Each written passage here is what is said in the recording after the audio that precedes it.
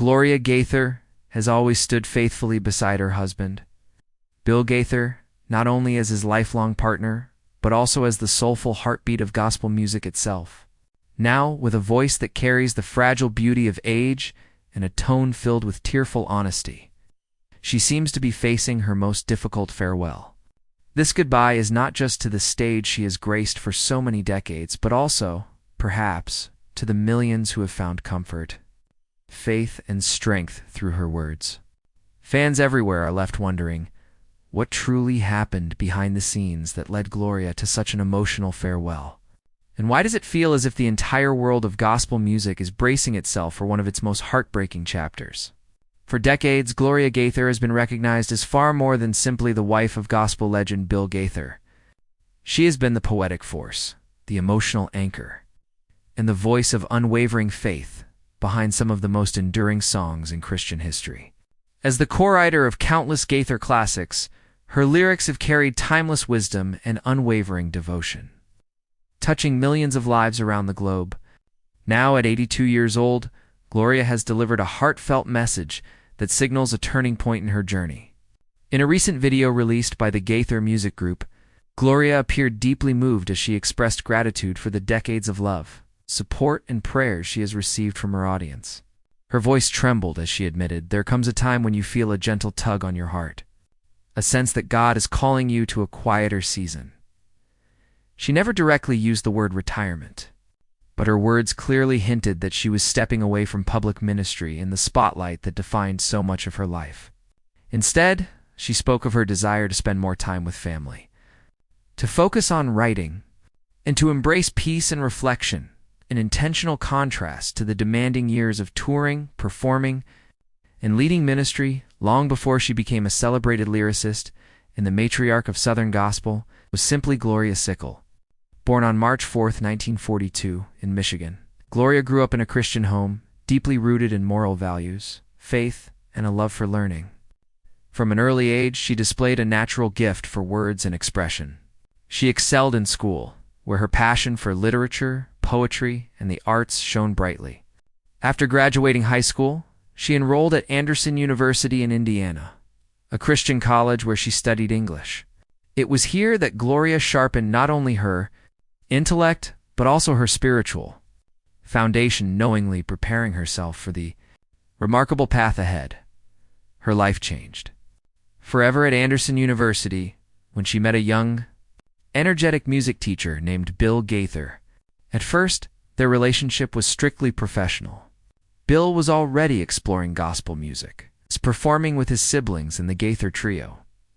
Yet, their shared passion for creativity, faith, and ministry soon drew them closer. In 1962, the two were married, beginning a lifelong partnership that would go on to transform the landscape of Christian music. In the early years of their marriage, Gloria continued teaching English at Alexandria High School while Bill pursued music full-time. But her own gift for language could not remain hidden. Bill would compose melodies, and Gloria would bring them to life with heartfelt lyrics that resonated deeply with audiences. Her breakthrough came with the hymn, "'Cause He Lives," a song born during one of the most turbulent times in their lives. By the late 1960s, Bill and Gloria seemed to embody the perfect Christian family, happily married, raising children, and deeply committed to ministry. But beneath the surface, both were struggling. The Vietnam War raged on, the civil rights movement was reshaping society. Traditional Christian values were being challenged. At home, Bill was exhausted from endless touring, while Gloria, pregnant with their third child, battled overwhelming anxiety about bringing a baby into such an uncertain world. In that moment of fear and doubt, Gloria leaned on her faith. During a time of prayer, she experienced a profound sense of peace and assurance in God's promises. Out of this encounter came the words to "Because He Lives." The hymn was not written in ease, but out of struggle, fear, and a desperate search for hope, which is precisely why it resonated so powerfully with people everywhere. When the song was recorded in 1971, it became an anthem for Christians worldwide, offering courage in times of hardship and reaffirming trust in God's presence. The success of "Because" He Lives catapulted the Gaithers into new heights of influence. But it also marked Gloria as a profound theological voice. She wasn't just writing songs, she was writing lifelines. Even as fame grew, Gloria never lost her humility. She went on to co-write more than 700 songs with Bill, while also penning devotionals, books, and reflective works on family, faith, and purpose. What made Gloria's writing truly unique was her ability to weave deep theology together with raw humanity. She didn't write from a pedestal. She wrote from the trenches of motherhood, marriage, grief, and ministry. Her words reflected the human struggle as much as divine hope. Through the 1970s and 1980s, as the Gaither vocal band soared and the Gaither Homecoming series reached millions, Gloria's presence was everywhere, even if she wasn't always the one holding the microphone. Her voice lived in the lyrics, the prayers, and the reflections that became the heartbeat of their ministry. During these years, she also emerged as a mentor to younger Christian artists and a sought-after speaker at women's conferences. Her intellectual, yet gentle style offered wisdom in an industry dominated by men. Gloria's greatest strength was her ability to capture the human soul in words, the doubts, the fears, the triumphs, and the unshakable hope of faith. By the 1980s, Gloria had firmly established herself as a quiet but revolutionary figure in gospel music. Bill may have taken the spotlight, but Gloria was the force beneath it, guiding their creative and spiritual vision.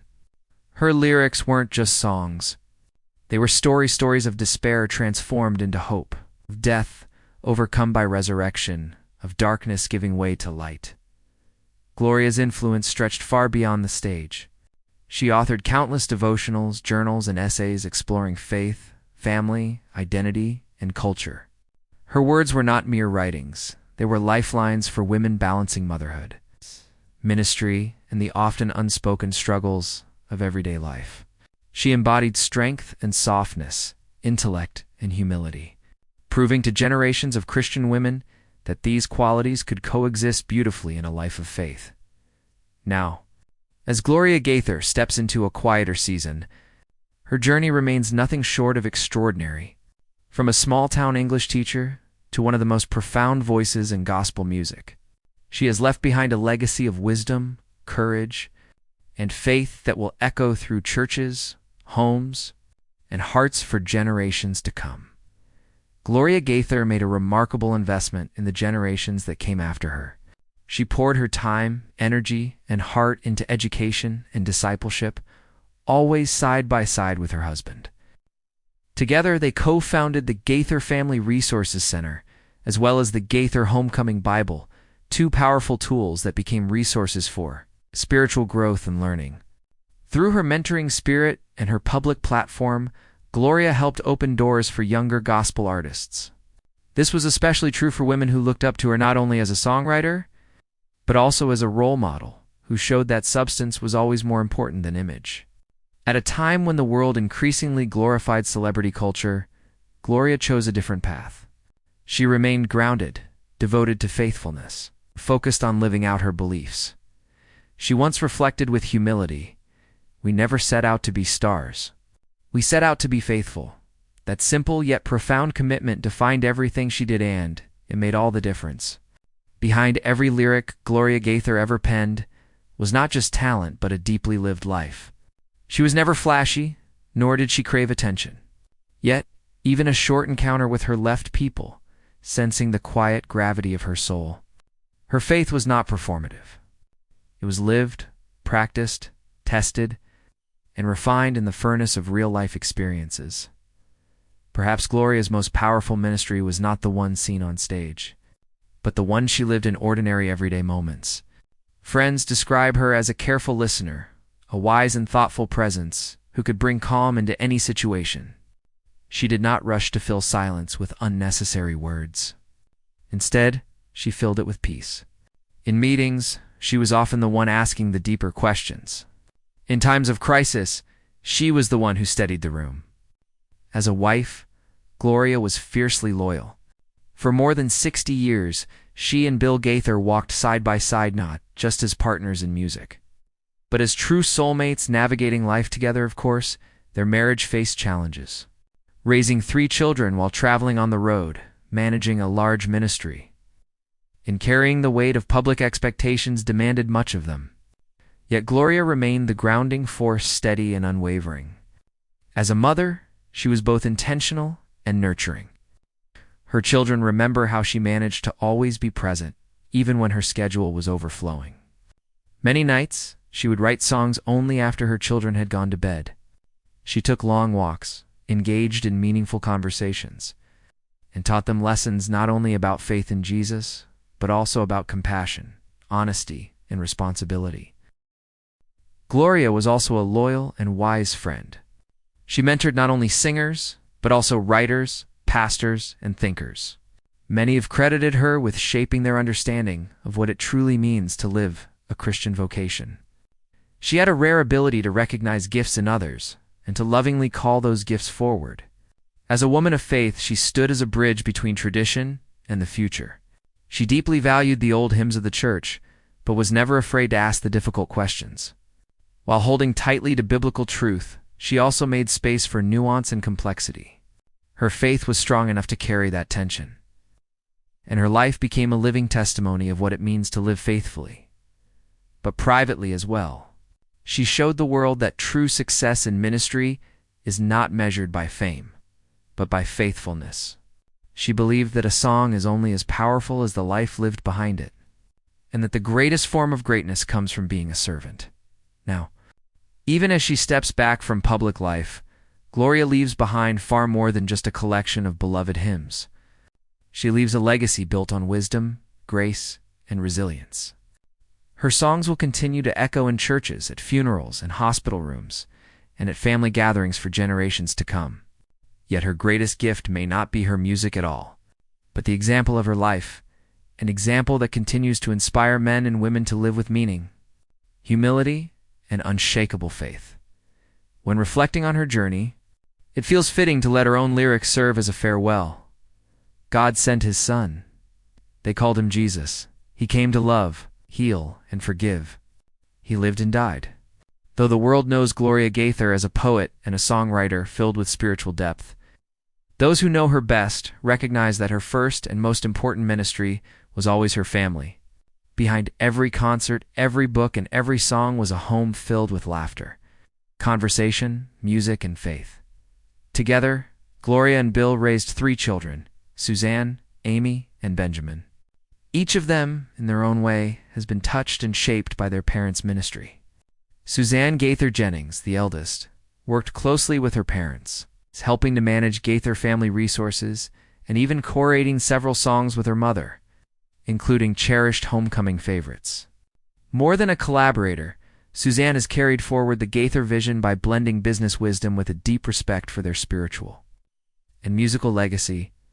Amy Gaither Hayes, the middle child, followed a more creative and individual path as a poet, actress, and teacher. She inherited her mother's love for words and literature and often reflected on how her childhood was intellectually rich. Dinner conversations in the Gaither household were never casual. They were theological, artistic, and bursting with curiosity. Amy once explained, "Mom didn't just want us to be good Christians. She wanted us to be thinkers, to ask questions, to know why we believed what we believed." Benjamin, the youngest, chose the musical path like his father.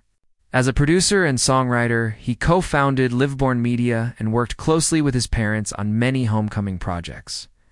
His style leans more contemporary, but its foundation is still rooted in the same truth, family, and faith his parents lived by. All 3 children remember their mother not only as a parent, but as a true role model. They recall her patience during the chaotic touring years, her late-night writing sessions, and her ability to turn everyday experiences into spiritual lessons. Family vacations were never extravagant, but they were sacred, and Gloria always protected that time together. No matter how heavy the ministry demands became, she never allowed her family to feel like second place. Now, as Gloria has chosen to slow down, her family has responded with love and gratitude. They have always known her as the steady presence holding things together during the storms of ministry life. Today, as she steps back from the spotlight, Her children and grandchildren surround her with honor, respecting her wish for a quieter season. Her legacy, however, does not end here. It continues through her books, re-released music, and preserved writings. Her wisdom will still reach hearts in fresh and unexpected ways. Bill Gaither, in a recent interview, spoke of his wife's decision with admiration and love. Gloria has given so much over 60 years. She's poured herself into the church, into our family, and into the world through her words. I think it's time she rests in peace, holds her grandkids, walks in the garden, and listens instead of always speaking. She has earned that. Her grandchildren, now young adults and teenagers, cherish her presence deeply. Many have said that Nana is their favorite storyteller, though, one who always had a journal in her lap and a parable on her lips. They describe her as curious, wise, and filled with grace. When Gloria's farewell message was released in a short video, it sparked an overwhelming wave of emotion across the globe. Social media platforms were flooded with tributes. Thousands of heartfelt messages poured in from people whose lives had been touched by her songs and words. Some wrote, "Her songs carried me through cancer," while others shared, "I found Christ through the Gaither homecoming tapes." Churches in the United States and beyond held services in her honor. Radio stations broadcasted special tributes. Fans created compilation videos showing how her music transformed their lives. What stood out most about these responses was how personal they were. Gloria never sought fame or stardom, yet her authenticity made people feel like they truly knew her. She was the writer who gave voice to their heartache, the singer who reminded them that God was still in control, and the believer who showed that faith does not have to be flashy to be real, even now. Her hymns are sung daily in nursing homes, prisons, churches, and living rooms. Her words are framed in sheet music, replayed on worn-out CDs, and carried in the memories of those she touched. As fans and family alike say goodbye not to her life, but to her public presence, they breathe a collective sigh of gratitude. Gloria Gaither has not declared this the end. She has simply said it is time to listen more than to speak, and to rest more than to strive. Even in that decision, she continues teaching by example. And so, as the spotlight dims, the legacy of Gloria Gaither shines brighter than ever. It is a legacy not measured by fame or lights, but one written in lyrics and in lives forever changed. In truth, Gloria's story is not just about one woman's accomplishments. It is about the ripple effect of a life lived with purpose. She taught countless people, both near and far, that faithfulness is not glamorous, yet it is powerful. Her example showed that a quiet, consistent life of service can sometimes change the world more than bright lights or grand stages ever could. Generations of gospel artists, writers, and believers continue to trace their calling back to her influence. Many women in particular credit her with proving that substance, conviction, and intellect could flourish in a world that too often judged on appearance. Gloria lived proof that grace and grit could coexist, and that asking hard questions about faith did not weaken it, but instead deepened it. Even as she withdraws from the demands of public life, her presence continues to be felt everywhere, from pulpits quoting her lyrics to families gathered around the piano singing her songs. Her voice has become part of the soundtrack of faith for millions. And though she may no longer be at the center of the stage, her influence continues through those she has mentored, raised, and inspired. In many ways, Gloria's decision to step back is its own kind of sermon.